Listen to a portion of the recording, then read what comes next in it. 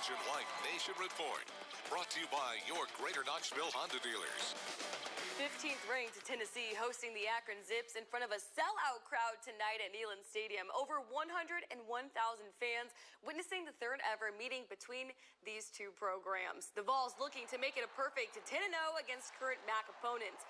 First quarter here, Jalen Wright opens up the scoring. He plunges up the middle for the touchdown, one of his two on the night. Tennessee jumped ahead 7-0, and they never looked back. Another running back is going to find the end zone later in the first. Freshman Dylan Sampson takes the pitch and barrels into the end zone from the speed option to make it 14-0. The Vols take to the air later. Play action here. Hendon Hooker launches it to Jalen Hyatt with the deep ball. That's good for a 57-yard touchdown when he reaches the pay dirt. 21-0 UT. Back to the ground we go. Sampson here is going to do it again. The freshman slips through the defense and into the end zone for the 11-yard score. His second touchdown of the game. Tennessee gets one more before the half. The Hooker to Hyatt connection was working tonight. The quarterback finds the wide receiver on the slant. The 48-yard score was just the start as Tennessee goes on to beat Akron 63-6. Reese Van Haften joins us live now from Neyland Stadium with one player who zipped past Akron tonight. Hey, Reese.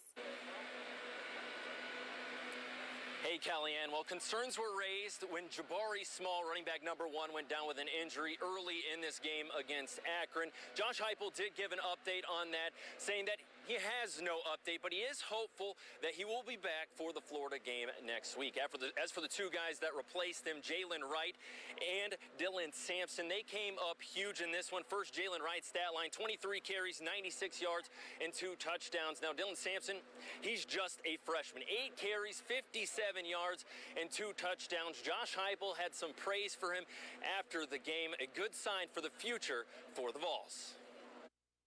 Not coach speak here, saw the same things that we see from him every single day. Consistent, understands what we're doing.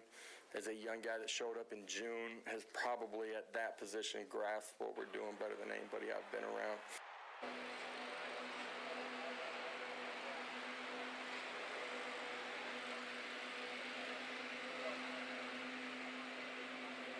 Hooker reiterated that when you see Sampson in camp, it's obvious that he's doing this on the actual gameplay field.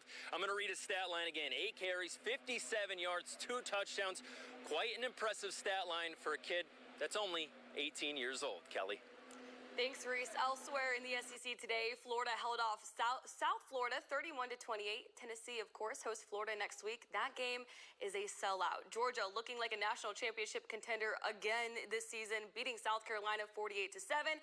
LSU beat Mississippi State 31-16, and Arkansas narrowly missed being upset, holding off Missouri State 38-27.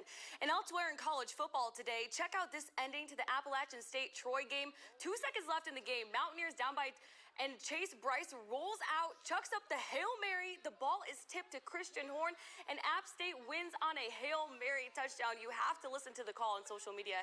An exciting day for the Mountaineers. And finally, in Division II football back here, Carson Newman dropped to 1-2 on the season after falling to Limestone 40-37 in overtime. That's all the time we have for sports. Time now for a break.